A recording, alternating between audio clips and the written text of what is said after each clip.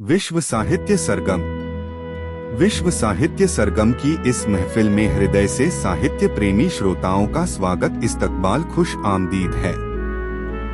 आह ए हमनशी सुनाऊं कैसे हदीसे दिले दौरा तुमको, गम के शोलों में जलते हैं कैसे अरमाने शबिस्ता तुमको। समसामयिक घटनाओं पर आधारित हदीसे दिल प्रसिद्ध साहित्यकार हदीस अंसारी की लघु कथाओं का संग्रह है।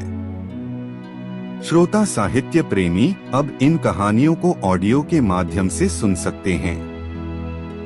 आशा है कहानी सुनने के बाद आपके दिलो दिमाग में जज्बात और विचारों की नई नई मौजें उठेंगी।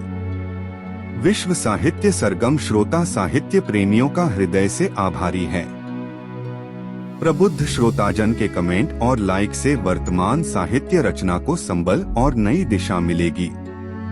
मुलाकात का दिन। गरीबी जिंदगी के स्वाद को कड़वा बना देती है, कभी कभी अखलाक और ईमान बेचने पर मजबूर कर देती है। यह जिंदगी की ऐसी परीक्षाएं हैं जिसमें बड़ी मुश्किल से लोग पास होते हैं। यह परीक्षा सिर्फ गरीब के लिए नहीं होती है, बल्कि उसके साथ अमीर व्यक्ति और देश के प्रमुख पालक व्यक्ति की भी होती है। सामाजिक और प्रशासनिक व्यवस्था की भी परीक्षा होती है। जिंदगी के सफर में मेरी मुलाकात एक ऐसे दंपति से हुई जो गरीबी की परीक्षा से गुजर रहे थे। एक समय ऐसा आया कि भूख ने उन्हें निढाल कर दिया। पति और पत्नी के बीच दूरियां बढ़ने लगी और बात तलाक तक पहुंच गई। भूख और बीमारी से निढाल पति को देखकर पत्नी घर की चौखट से बाहर कदम निकाला और देश के प्रमुख शासक अमीर व्यक्ति का दरवाजा खटखटाया। नौकर घर से बाहर आया। अजनबी औरत को सामने देखकर बोला, आप कौन हैं? किससे मिलना है और क्या काम है? औरत ने कहा, जाओ अपने मालिक से कहो तुम्हारी बहन आई है और तुमसे मिलना चाहती है। नौकर ने कहा, मेरे मालिक की कोई बहन नहीं है, उनकी पत्नी भी नहीं है। शादी तो किया था, लेकिन पहली शब के बाद आज तक पत्नी से नहीं मिले। परिवार के बंधन से आजाद हैं। वह इंसानी रिश्तों के मर्म से भी आजाद हैं। शायद तुमने गलत जगह दरवाजा खटखटाया है। तुम रास्ता भटक गई हो। इस महल के दरवाजे इंसानी रिश्तों के लिए नहीं हैं। औरत ने एक बार फिर उस नौकर से आग्रह किया, जाओ उससे कहो तुम्हारी बहन तुमसे मिलना चाहती है। मालिक ने पूछा, तुम कौन हो? यहाँ क्यों आई हो?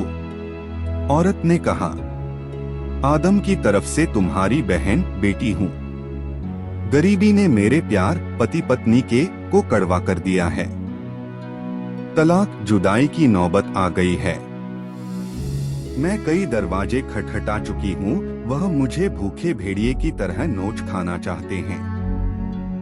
मेरे भाई, क्या तुम्हारे पास उस मुलाकात के दिन कयामत के लिए कोई साज व सामान है? क्या तुमने उस दिन के लिए कोई तैयारी की है? उस मुलाकात के दिन के लिए आज तुम तैयारी कर सकते हो। उस दिन के लिए साज व सामान इकट्ठा कर सकते हो। आज का और यहाँ का सब सामान यहीं रह जाएगा। अगर बाकी कोई रहेगा तो सिर्फ ईश्वर। मालिक ने कहा, मेरी बहन इन शब्दों को एक बार फिर दोहराओ। फिर मालिक ने नौकर को आदेश दिया, तुम भी गवाह रहना। उस दिन जिस दिन कयामत होगी, जिस दिन सबकी एक साथ मुलाकात होगी, सबका हिसाब किताब होगा, उस दिन के लिए मेरी बहन को एक अच्छा मकान तैयार करके दो। मेरे खास अकाउंट में इसे हिस्सेदार बना दो। मेरे माल व दौलत में इसका भी उतना ही हिस्सा है जितना कि मेरा।